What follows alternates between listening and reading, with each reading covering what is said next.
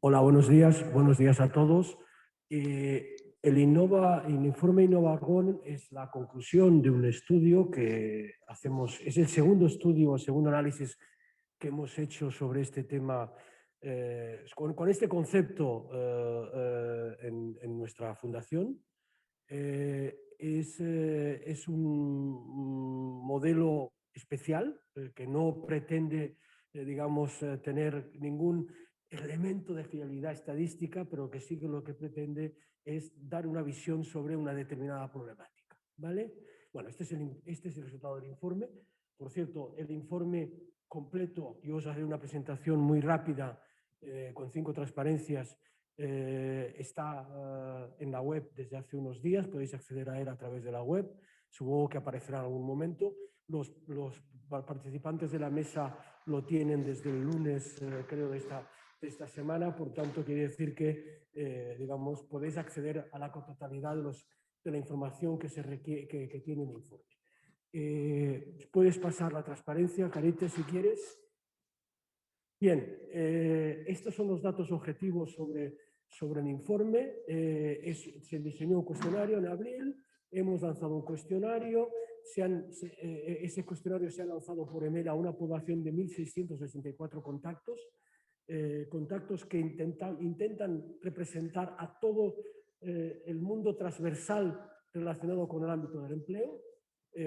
Hubo un plazo de recogida de respuestas hasta el 30 de mayo, se recogieron 76 respuestas, lo que supone que se ha generado 1.500, digamos, ítems, datos que se pueden computar. Se ha realizado un análisis a través de un grupo de trabajo con unas conclusiones que luego creo que también las vamos a presentar. Y hoy presentamos estos resultados y a partir de aquí es cuando elaboraremos el informe final, porque lo que os presentamos ahora no es el análisis del gol de los resultados, sino que es la constatación y la evidencia de los datos que han manifestado los participantes en el cuestionario. ¿Ok? Bien, el especialista es Javier, no sé si tú quieres presentar esta parte. Bueno, el análisis que se ha hecho es un análisis fundamentalmente cualitativo. Entonces, el análisis cualitativo lo que nos ha llevado es a identificar cuáles son los conceptos atractores cuando se preguntan estas cuestiones. Esto ha sido interesante porque nos ha permitido hacer una representación asociativa entre conceptos que entendemos que es la que nos puede ir dando nuevas visiones, por decirlo así, de los conceptos que están incluidos en este dominio, ¿no?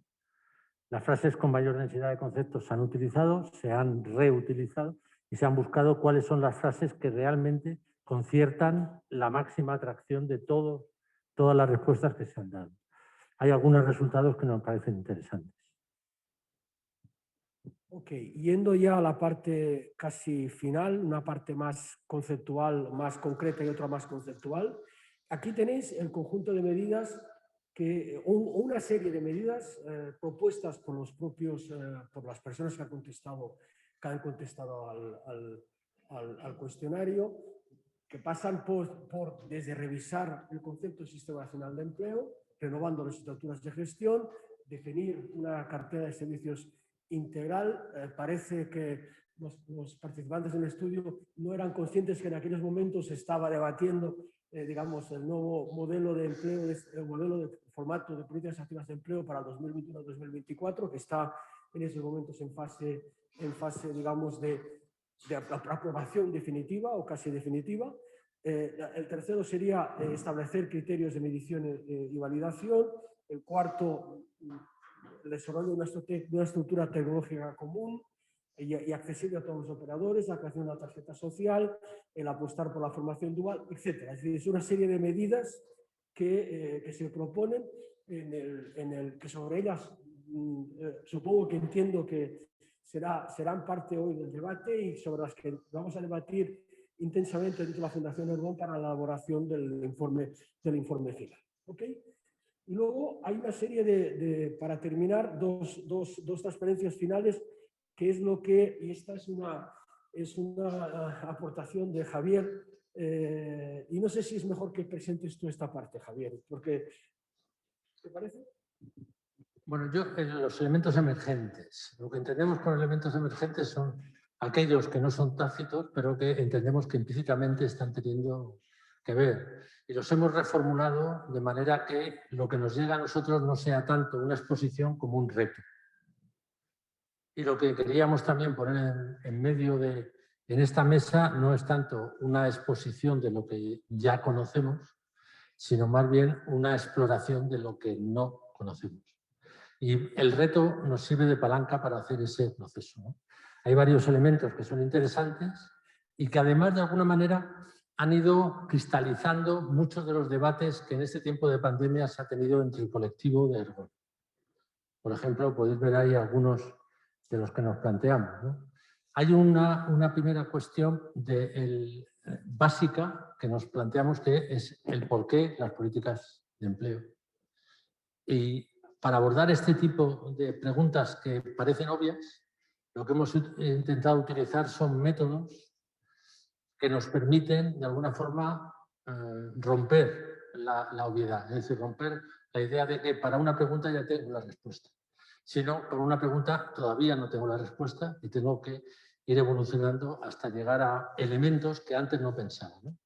Esto ahora lo veremos. Pero, por ejemplo, la idea de empleo y trabajo es un elemento que al principio aparecía como un elemento semántico y ha ido tomando una fuerza en todo este tiempo muy importante. Es decir, la diferencia y la relación entre empleo y trabajo al final genera una cultura del trabajo, una cultura laboral diferente. Y, por tanto, el problema no lo vamos a tener en cómo gestionamos el empleo, sino cómo concebimos una nueva cultura para este nuevo tiempo, ¿no? Y eso nos ha hecho avanzar también en la idea de desacoplar aprendizaje y formación, por ejemplo, o la idea de que vamos a necesitar, de alguna forma, la idea del talento, incorporarla como un elemento más dentro de todo el espacio laboral, empresarial, etc. Y finalmente, el abordar el futuro.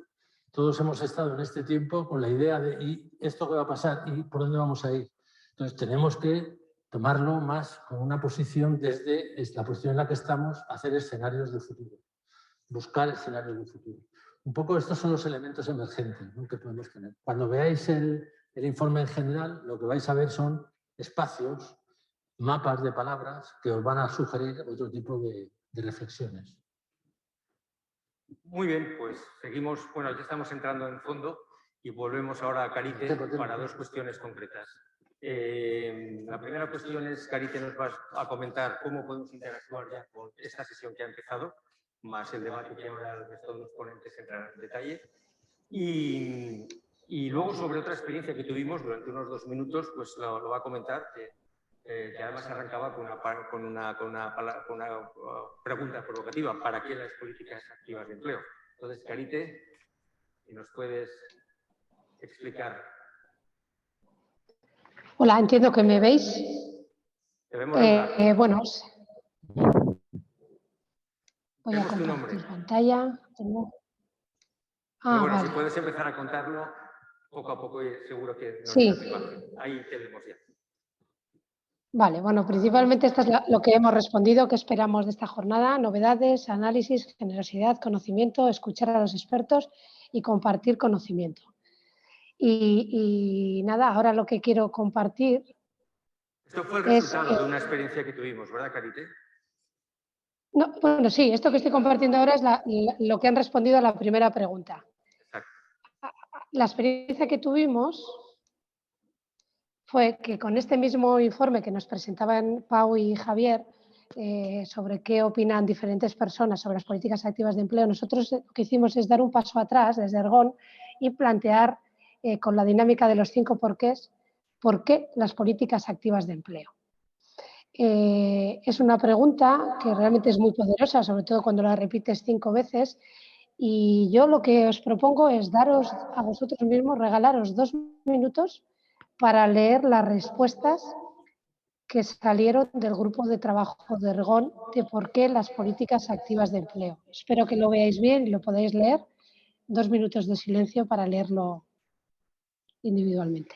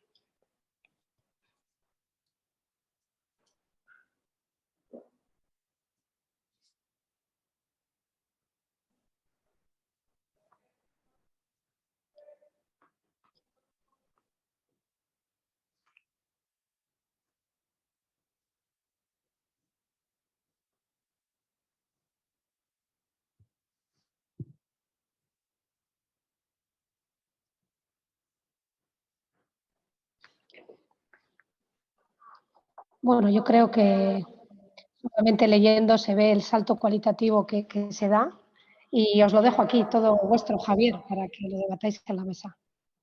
Pues vamos en materia. Tenemos entonces aquí con nosotros a Gregori, a Jaime López Cosillo, a Maru Menéndez, Gregorio Cascante y en virtual creo que tenemos a Josep Ginesta desde Barcelona. Así que, Javier.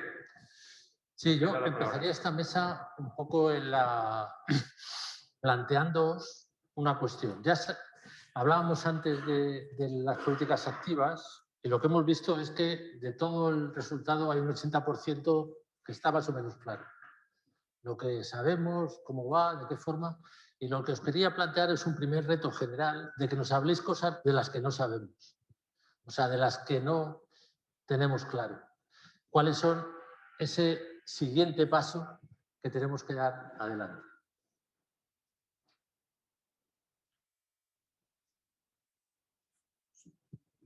No tengo ni idea, porque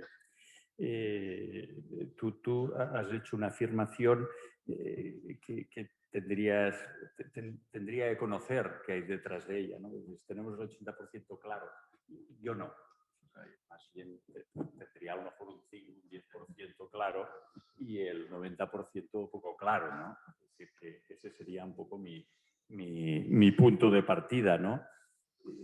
Entonces, más bien lo que tengo son dudas. Es verdad que yo hace ya 8 o 9 años que dejé de asesorar a gobiernos y a lo único que me dedico es a trabajar con personas concretas y con programas específicos e intentar mejorar la eficiencia. Por lo tanto, tengo un foco muy limitado, ¿no? Muy limitado de lo que es este ámbito, ¿no? Es verdad que me ayuda un poco el estar dentro, tener unos socios, pues en bastantes partes del mundo y ver cuáles son los modelos de políticas activas de empleo que me gustan más, ¿no?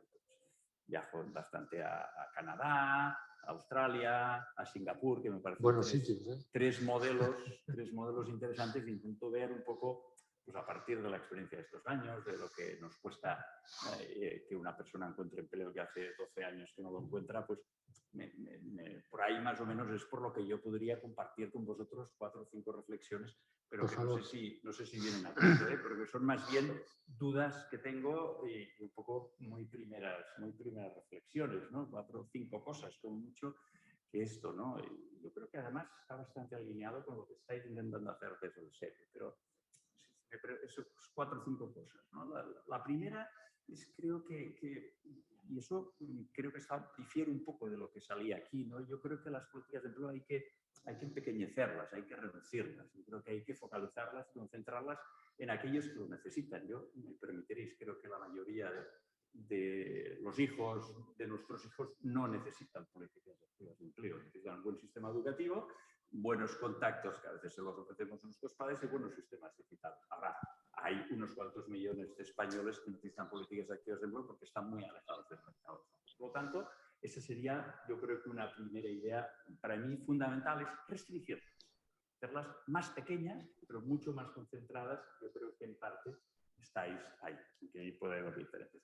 La segunda cosa sobre la que tengo dudas, pero que me parece que es bastante evidente también, y es que yo creo que hay que hacer un grandísimo esfuerzo por un sistema público muy contundente de políticas. Y sobre todo, vamos a dejarlo, de oficinas.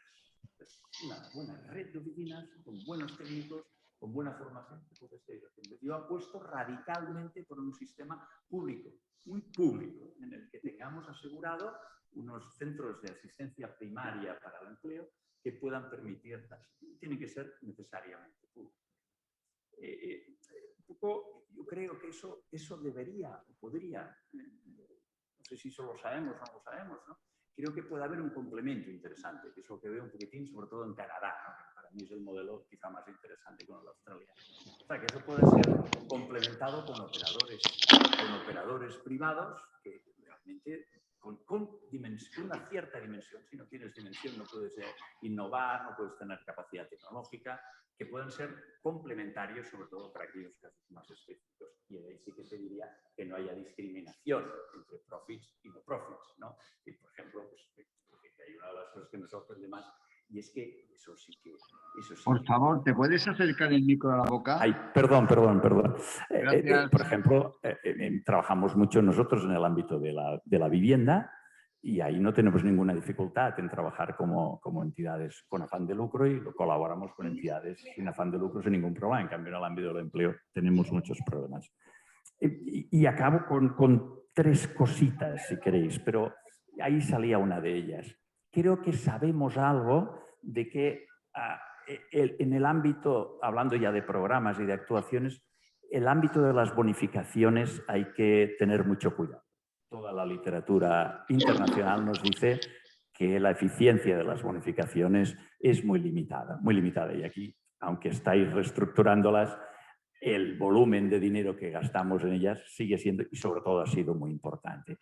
En ese sentido también yo creo un poquitín la idea, y eso no sé si lo sabemos o no, pero una cierta reducción de programas, ¿no? Yo diría, no podemos manejar, es muy difícil manejar todos los programas que existen en España. Hay que hacer cosas fáciles, más sencillas. Lo que vemos en otros países en los que están consiguiendo resultados muy altos, y creo que estáis reduciendo en estos momentos, es que no hay 287 programas, hay mucho menos, una estructura más sencilla. Fuerte estructura pública, algunos operadores privados y algunos programas específicos. Y si me permitís también alguna referencia quizá a la estructura de costes o la estructura de precios, ¿no? Cuando vemos el componente 23 del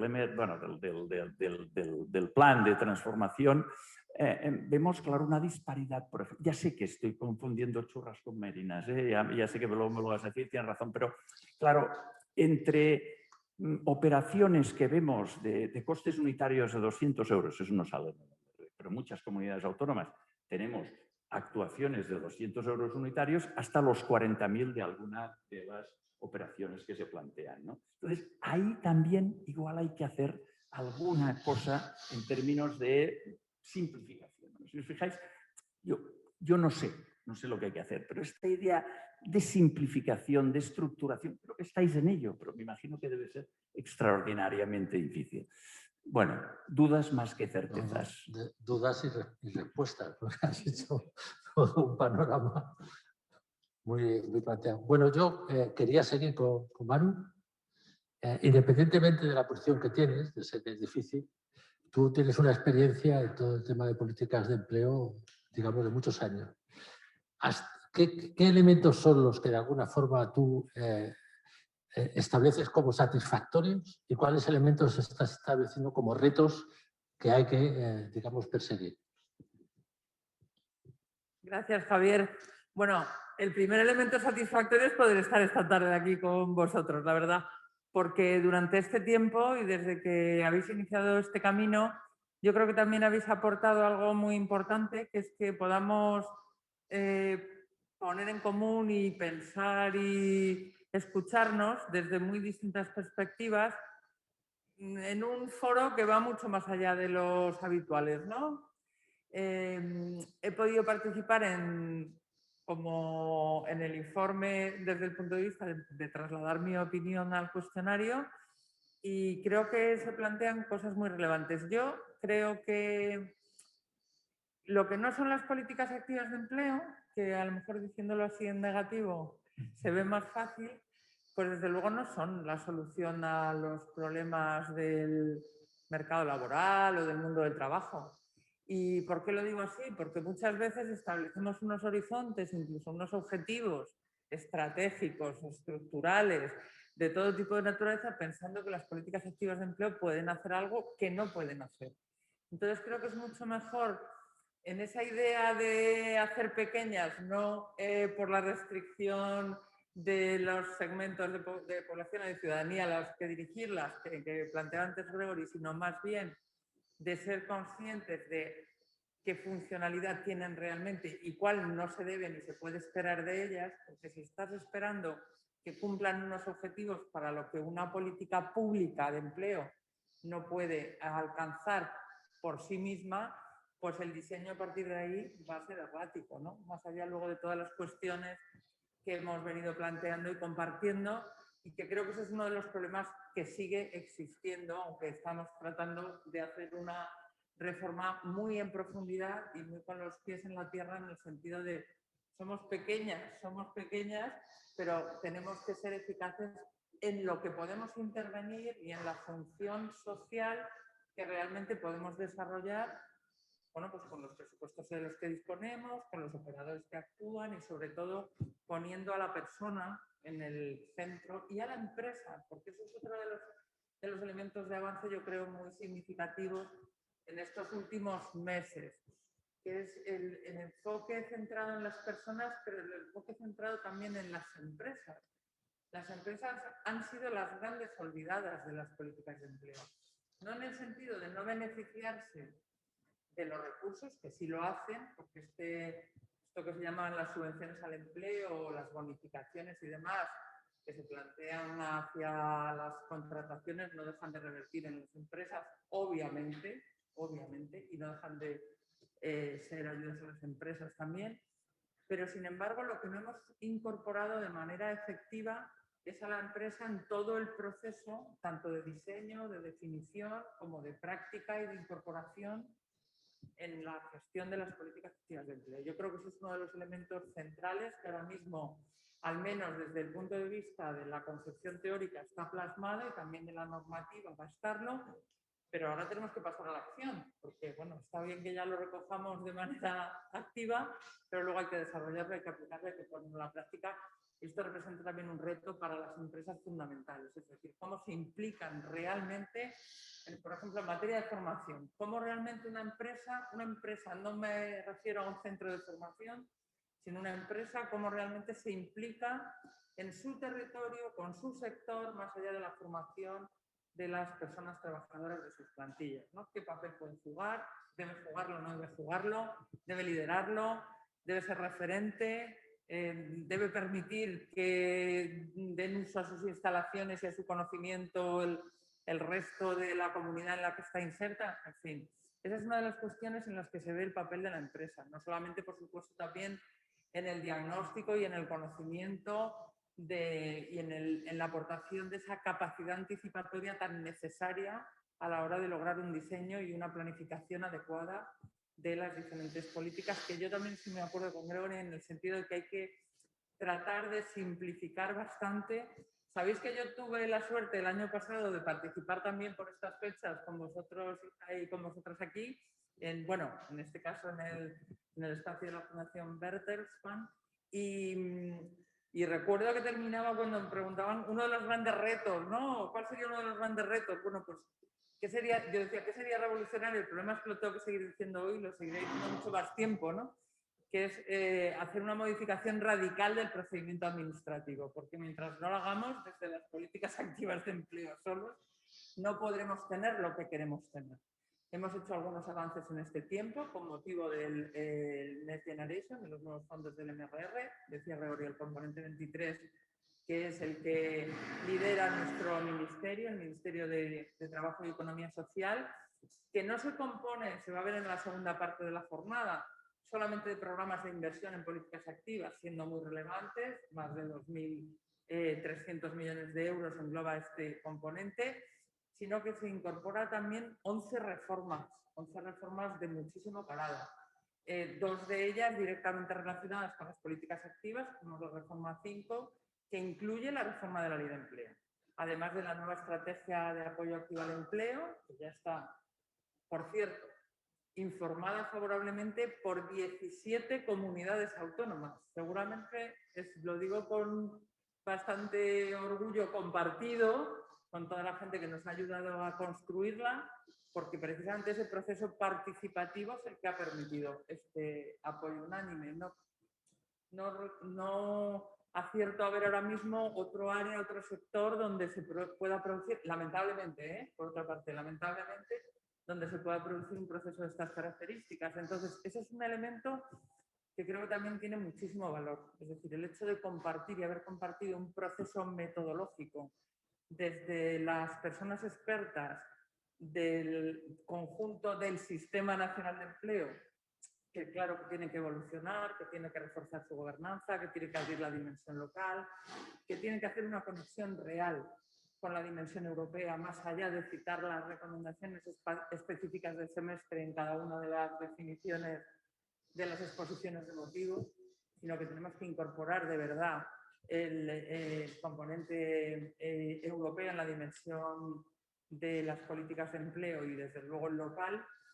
Más allá de todo eso, creo que este tiempo es un tiempo de oportunidad porque tenemos recursos y tenemos que dedicarlos a lo que es necesario y a lo que es eficaz. Y también tenemos la posibilidad de incorporar algunos elementos como nuevos modelos de evaluación, como por supuesto la reordenación de todo el sistema de incentivos, de bonificaciones y una simplificación.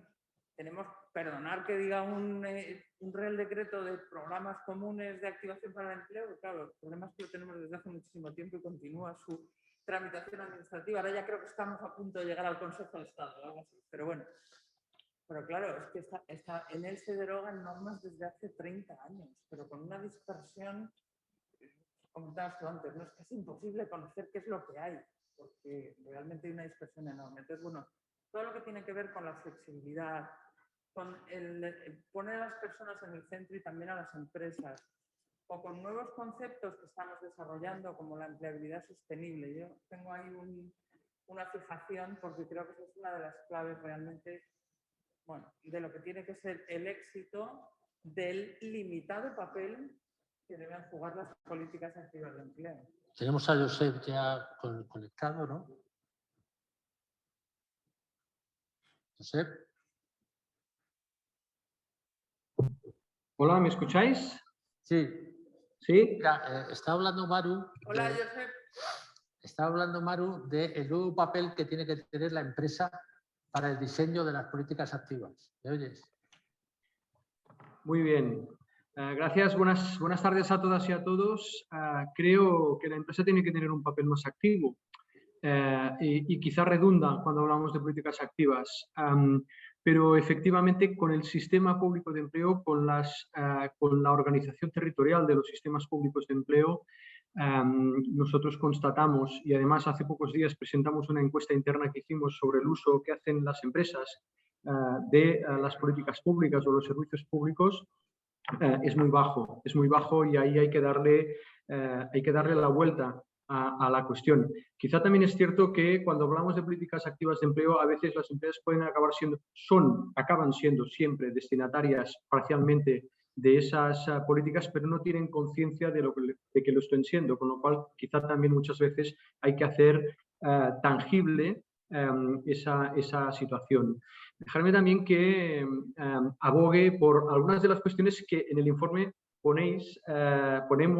incluimos en la parte de las cuestiones finales, ¿no? Habéis hablado de los conceptos más semánticos, habéis hablado de los conceptos emergentes, pero yo creo que en las cuestiones finales hay elementos claves en los que además tenemos que ahondar los próximos años, ¿no?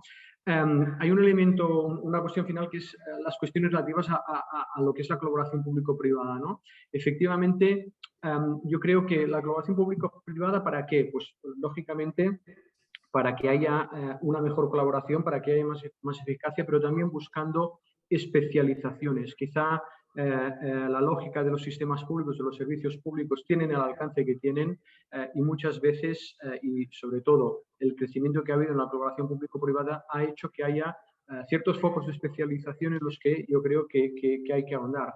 Pero no podemos hacerlo si no hacemos más eficiente la colaboración público-privada. Desde mi punto de vista, la cooperación, los mecanismos de cooperación que existen en estos momentos están agotados. Y en cambio tenemos otros mecanismos de colaboración público-privada que son muy eficientes y que generan resultados iguales o mejores. Por ejemplo, en políticas sociales, en servicios sociales, en salud. Y sin embargo, en políticas activas de empleo siempre ha habido problemas. Yo creo que en ese sentido tenemos que dejar de mirar al pasado porque venimos de donde venimos. Venimos de unas políticas que han tenido sus vicisitudes en nuestro país, eso es una realidad, pero yo creo que tenemos que dejar de mirar al pasado, mirar hacia el futuro y apostar por mecanismos de cooperación, de colaboración público-privada, lejos del mecanismo de subvención a corto y pensar más en mecanismos de concertación, como ocurre, por ejemplo, en las políticas sociales y ya permiten en estos momentos directivas comunitarias ir a buscar el sistema de concertación ocupacional, que permiten colaboración más a largo plazo, con objetivos, con fiscalización, con supervisión, por supuesto, pero más eficaces. También uno de los elementos emergentes es la coordinación. ¿La coordinación para qué? Para mejorar la gobernanza.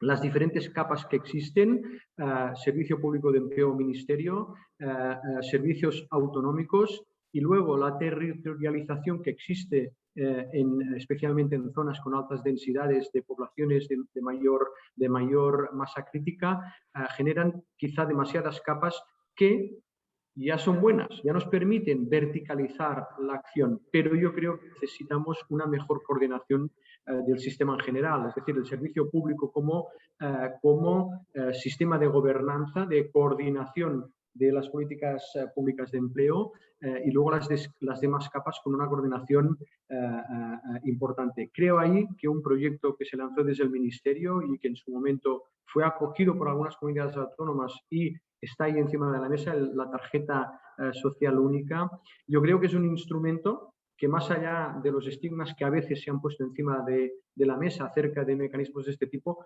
permitirían construir un sistema de información que generaría mucha eficiencia y mucha coordinación en todas las capas del sistema. Eso va con otra de las cuestiones que también se pone encima de la mesa, ¿no? La tecnología. Desde las empresas, desde las organizaciones empresariales, necesitamos que se apueste decididamente por la tecnología.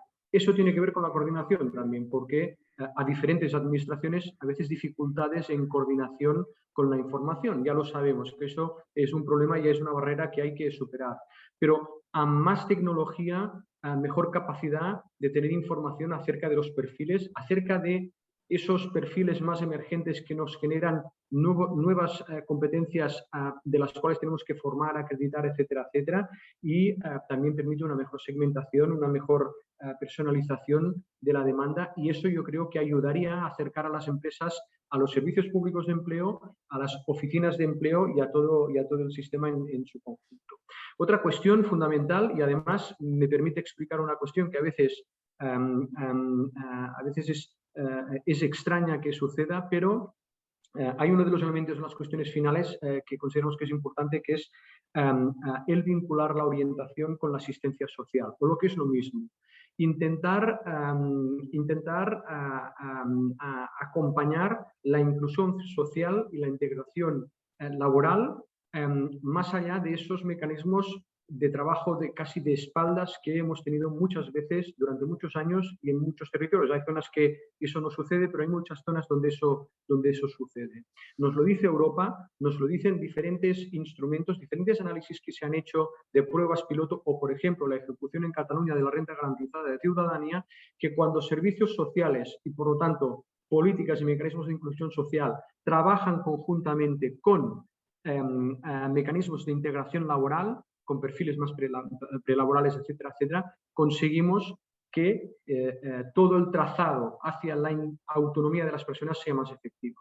Y os lo explico además con un proyecto que tenemos encima de la mesa con Cruz Roja Cataluña, en el que estamos trabajando en este sentido, trabajar desde la recepción de personas de altísima vulnerabilidad en proyectos humanitarios hasta la integración laboral en empresa ordinaria final. Y ahí nosotros como organización empresarial participamos, porque estamos convencidos de que la mejora de esos mecanismos nos ayudan, ¿no? ¿Para hacer qué? Última cuestión. Las cuestiones finales que apuntábamos en el informe, ¿no? Esa mejor imbricación entre políticas activas y políticas pasivas. En el año 2019, en Cataluña, invertimos en políticas activas, en políticas de empleo en su conjunto, 3.800 millones de euros, entre políticas pasivas y políticas activas, políticas de empleo en su conjunto. Esos 3.800 millones hemos hecho un 83-17, es decir, el 83% son políticas pasivas, el 17% son políticas activas. ¿Por qué pongo encima de la mesa este peso? No porque nos parezca que las políticas pasivas son demasiado y son generosas, porque además seguramente las estadísticas de prestación por unidad familiar o de las estadísticas de la capacidad de cobertura que tenemos con prestaciones y con subsidios quizá todavía es bajo, aunque llegue el índice mínimo vital, ¿no? Sino porque tenemos que mejorar en su conjunto las políticas de empleo, en su conjunto. Y creo que cuando hablamos de políticas activas, estamos hablando de una parte de un ecosistema que tiene que ser visto en su integralidad. Políticas pasivas, políticas activas y también, ¿por qué no?, el ámbito de las relaciones laborales. ¿Por qué? Porque vamos a un mercado de trabajo en el que las personas, como todos sabéis, vamos a trabajar, a diferencia de nuestros padres y abuelos que trabajaron toda su vida en un oficio, en una empresa, vamos a un mercado de trabajo en el que vamos a trabajar de muchísimas cosas, con profesiones quizás distintas y además en muchas empresas distintas. Te voy a enganchar en esta última frase que estás diciendo. Bien. Porque estás tocando ya lo que sería el cambio, digamos, en la cultura del trabajo y en la cultura laboral. Y le quería pasar la palabra a Jaime para que de alguna manera, de una forma más sistémica, además de todo lo que se ha oído, nos diera un poco una visión en ese sentido de lo que es un sistema complejo, finalmente, que es la relación social con el trabajo. Hay un aspecto que efectivamente acaba siendo las políticas activas, como bien decía Grigori, focalizadas en la necesidad. Pero esa focalización en la necesidad viene de una visión general social. ¿Cómo lo podemos interpretar esta idea? Bueno, buenas tardes. Es que Javier me da la pregunta y la respuesta al mismo tiempo, que es una cosa estupenda, que le agradezco mucho además. Bueno, si me permitís, antes de nada, por ser formalmente correcto, dar las gracias a Ergon una vez más por la invitación. Es una gozada además poder hablar distendidamente de estos temas y además hacerlo con gente de primer nivel que sabe mucho del tema, como las que nos acompañáis esta tarde, ¿no? A ver, yo os voy a contar una anécdota relativa a la encuesta esta que se ha comentado al principio. Yo la recibí y además disciplinadamente la respondí, pero mi primera intención fue romperla. Porque, claro, la primera pregunta era ¿por qué las políticas activas? Claro, esto cuando uno que lleva 30 años pensando que hace algo útil, porque yo llegué a las políticas activas en el primer programa operativo de Fondo Social en el año 91, el programa operativo 90-93, dice, pues hombre, ya no leo más, no voy a... Pero después, claro, cuando alguien que sabe del tema, y creo que en Ergon hay mucha gente que esta pregunta no la hizo, en fin, a ojo de buen cubero, sino que tenía un fundamento, dice, bueno, preguntan esto, ¿por qué? Y digo, bueno, voy a leer un rato, a ver si lo que tenía más a mano fue un librito que se llama Crecimiento y Empleo, un libro de José Francisco Jimeno, del economista laboral del Banco de España, que ayer hablábamos sobre él. Y leo, las políticas activas son una mezcla de procrastinación, confusión y contumacia. Digo, ostras, pues a lo mejor es que van a tener razón, esta pregunta tiene sentido, ¿no? Y entonces claro, se queda uno así pensando y dice, tengo tres opciones. La primera es el suicidio. Llevo 30 años perdiendo el tiempo. La segunda es decir, estos no saben de lo que hablan, pero en fin, era un poco... en fin, un poco excesivo. Y la tercera es, a lo mejor tienen razón, a lo mejor es que no nos estamos explicando bien, a lo mejor no hay suficiente claridad, a lo mejor damos por supuestas muchas cosas que no deberíamos dar por supuestas, a lo mejor estamos en una especie de ecosistema en el que nos sentimos muy confortables y en el que parece que esto funciona y el resto del mundo no lo tiene tan claro y nos está pidiendo explicaciones. ¿Tiene sentido que nos pidan explicaciones a los que trabajamos de una u otra forma en las políticas activas? Hombre, tiene sentido, porque hemos dicho hasta la saciedad que son unas políticas muy importantes, que de ellas depende una parte del equilibrio del mercado de trabajo, que son políticas de ajuste fundamentales para los colectivos vulnerables, que además tienen un peso entre el 0,3 y el 0,5% en la tasa de empleo, que además nos recomiendan los organismos multilaterales, la OCDE, la Unión Europea, el Banco Mundial, el Fondo Monetario, que hay que incrementar el gasto. Esto parece una especie de confabulación internacional de que tiremos el dinero. Y que además, en el caso de España, a pesar de que tiene limitaciones el gasto en políticas activas históricamente, pero es una cantidad significativa la que se gasta, porque siempre se dice, no, se gastan 6.000, 7.000 millones. No, perdón, 6.000, 7.000 millones es el gasto del capítulo 4, es el gasto corriente que presupuesta el Estado en políticas activas de empleo, el que se distribuye por conferencia sectorial.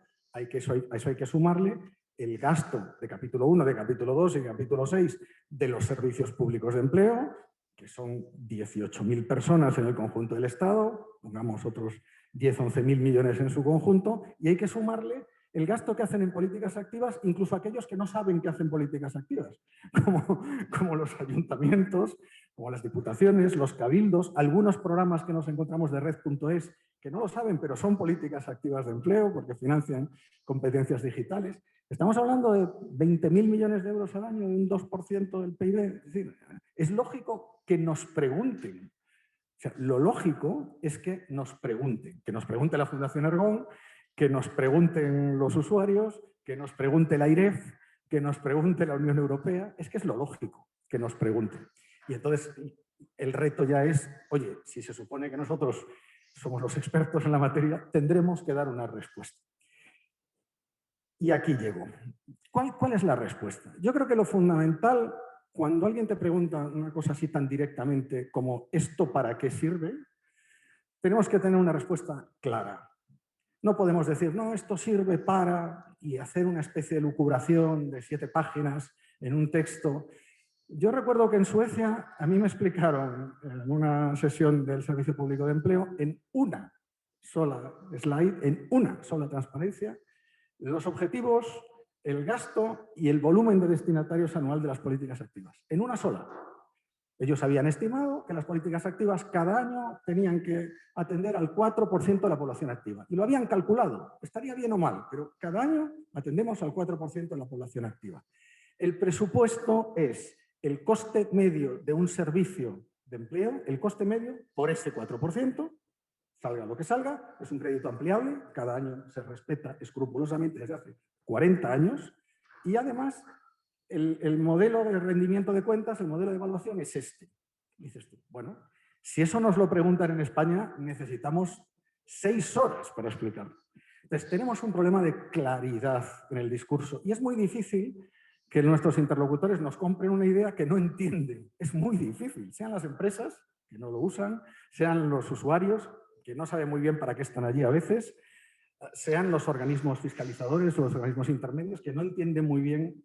Por lo tanto, lo disruptivo, nos preguntaba Javier, ¿qué sería lo disruptivo?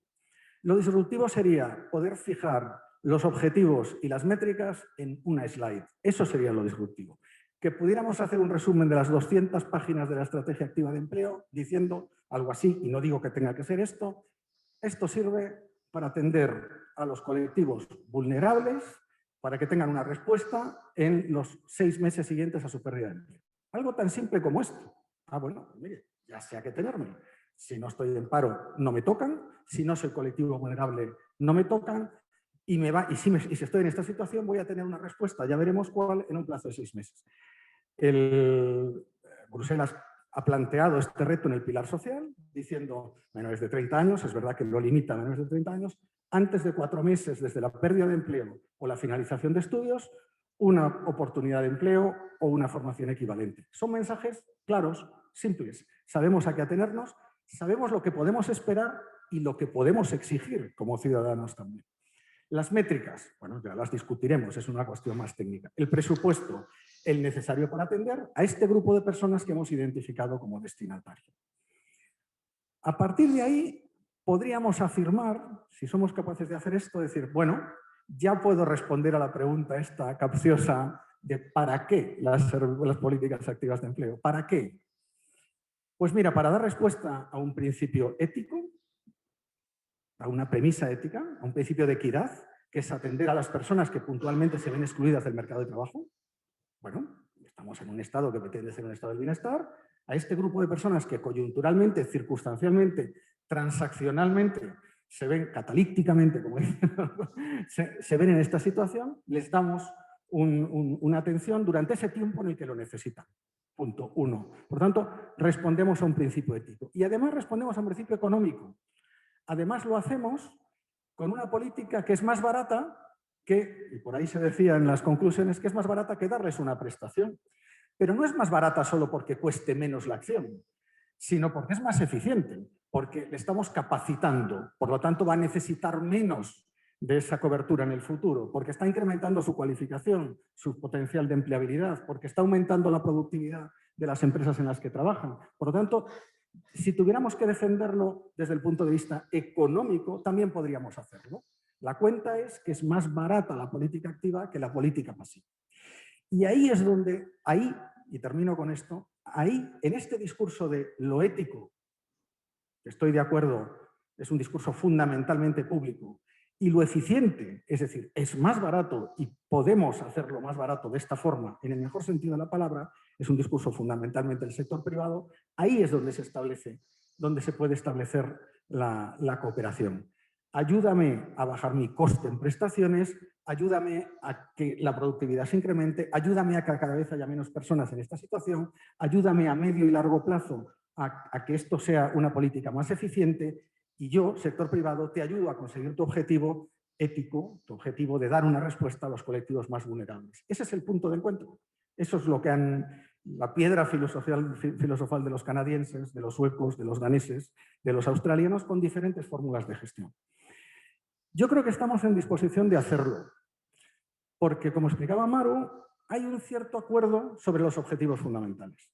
O sea, quizá no somos capaces de expresarlos en una frase, en una slide, pero sobre quiénes son los destinatarios prioritarios. Fijaos que estamos diciendo jóvenes de menos de 30 años, garantía juvenil, parados de larga duración, mayores de 55 años, otros colectivos vulnerables que pueda objetivar. La relación con servicios sociales. Estamos acotando. Francia acaba de hacer una delimitación de las personas a las que no atiende con políticas activas de empleo. Alguien diría hace unos años, vaya disparate, personas a las que no atiende. No, es que tiene toda la lógica. No les atiendo porque no lo necesitan. Concentro mi actividad, concentro mi capacidad, concentro mi presupuesto en este colectivo. Pero sobre este colectivo mejoro resultados, presento resultados en términos éticos y en términos económicos. Yo creo que este es el discurso. Con esto lo disruptivo es, ¿qué es lo disruptivo? Lo disruptivo son las políticas activas de empleo. Esto es lo disruptivo.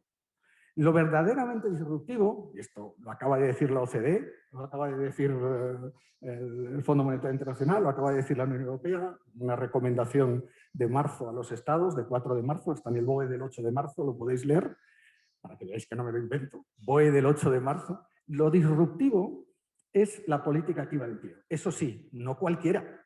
La política activa de empleo que responde a esta métrica ética y económica. A las dos, a las dos. Ética y económica. No caigamos en la disyuntiva de la sanidad o el mercado. No, ética y económica. Tiene los dos fundamentos y eso es la política activa de empleo y eso es lo disruptivo.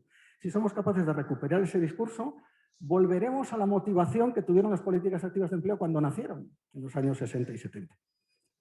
Y ese es el punto en el que, Muchas gracias, en el que Jaime, estamos. como siempre. No le he respondido a Josep, Pues inténtalo. pero le respondo. Las empresas, si no están en esto, pues no solamente las echaremos de menos, es que además va a ser inviable.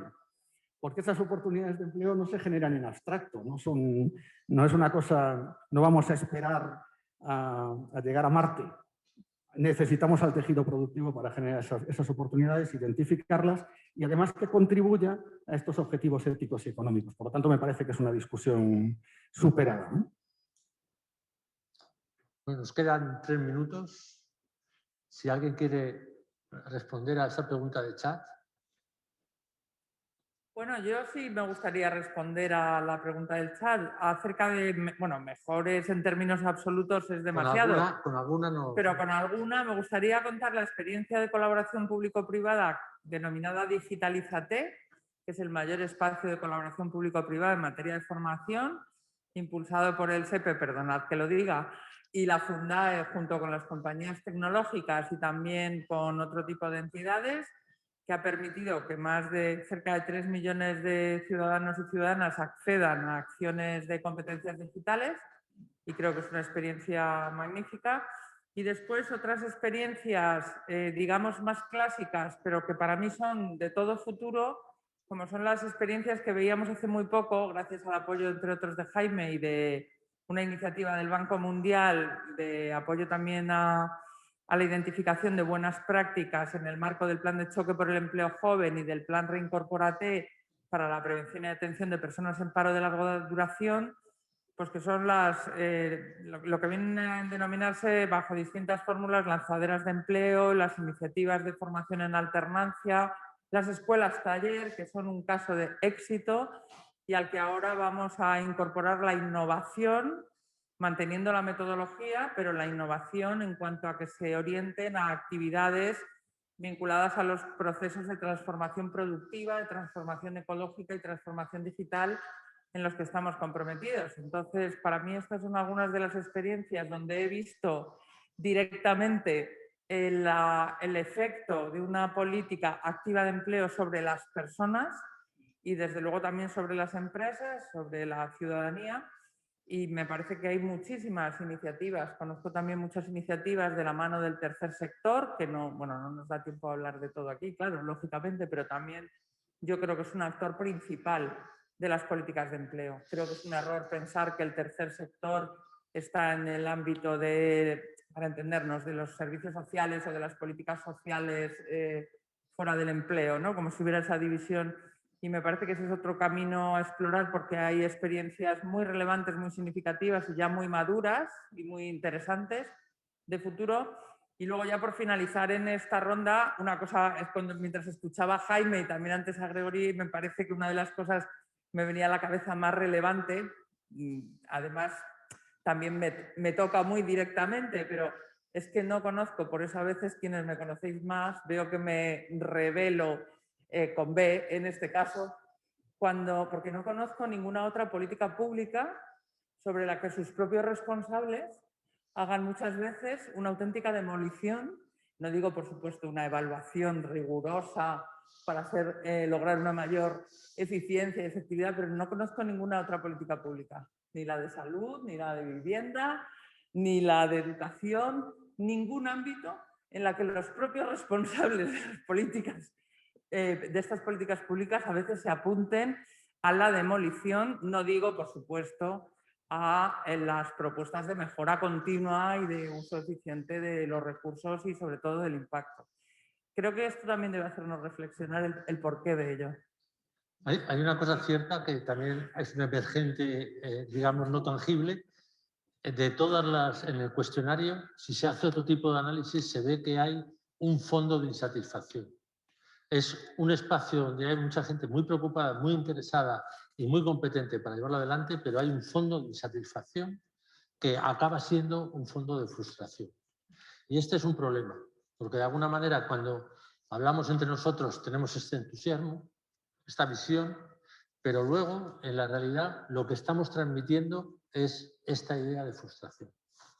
Gregory. Yo creo que el slide de Jaime ayudaría bastante a reducir esto, a clarificar. Y también, si me permitís, yo creo que es una idea bastante clara. Cuando tú fijas unos objetivos inalcanzables, la frustración es segura. Y además la frustración y la nadería. Cuando tú fijas la vida casi siempre es lo mismo, es decir, ponerte al borde de la realidad. Si te quedas muy atrás, haces poco. Si te quedas muy adelante, es la mejor manera para no hacer nada. Bueno, vamos a intentar ir al límite, sabiendo cuál es el límite, cuáles son los presupuestos y cuáles son las posibilidades. Yo creo que eso tampoco es muy difícil. Yo creo que eso permitiría, hay que preguntarse el para qué. El otro día, el importante empresario que fue presidente del INI me decía, hombre, andar con cuidado con esto de las políticas activas de empleo, porque os habéis gastado en 8 años lo que ha costado la crisis bancaria, ¿no? Entonces, bueno, a partir de ahí empieza a decir, pero sí, yo creo que con esa transparencia y lo que tú planteabas, alguna parte de esa discusión, entonces habría que discutir menos sobre la cosa y habría que discutir más en cómo gestionar la cosa. Pero intento, en la línea de lo que tú decías, de responder a esa pregunta. Es decir, por supuesto, estoy totalmente de acuerdo con lo que dice Jaime, con lo que dice Josep, en el ámbito, y con lo que has dicho tú en el ámbito de la cooperación público-privada. Me va la actividad. Mi empresa, la empresa que dirijo se dedica a eso. Pero yo lo que digo es que sin un sistema, no de empleo, sin un sistema de oficinas más o menos organizado, eficiente, flexible, formado, tal, no habrá una buena cooperación público-privada. No es posible. Y sin un buen sistema de derivación, sin un buen sistema de filtraje inicial. Por lo tanto, creo que esa dicotomía no existe. Lo primero es tener la infraestructura, y la infraestructura son los técnicos de las oficinas de empleo que puedan gestionar como mínimo una primera atención. Y luego ya iremos, luego al mismo tiempo podemos ir a la cooperación público-privada. Pero, por supuesto, la defiendo totalmente en nuevos instrumentos que los tenemos. La subvención pues tiene sus limitaciones, que la subvención restringida a entidades sin ánimo de lucro, creo que también tiene sus limitaciones. Pero, a pesar de que ya no me dedico a ello, creo que lo fundamental y lo primero es tener una buena red de oficinas que presten atención. Bueno, Grigori, Manu, Jaime, ha sido un placer y una gran oportunidad contar con vosotros para hablar de estos temas.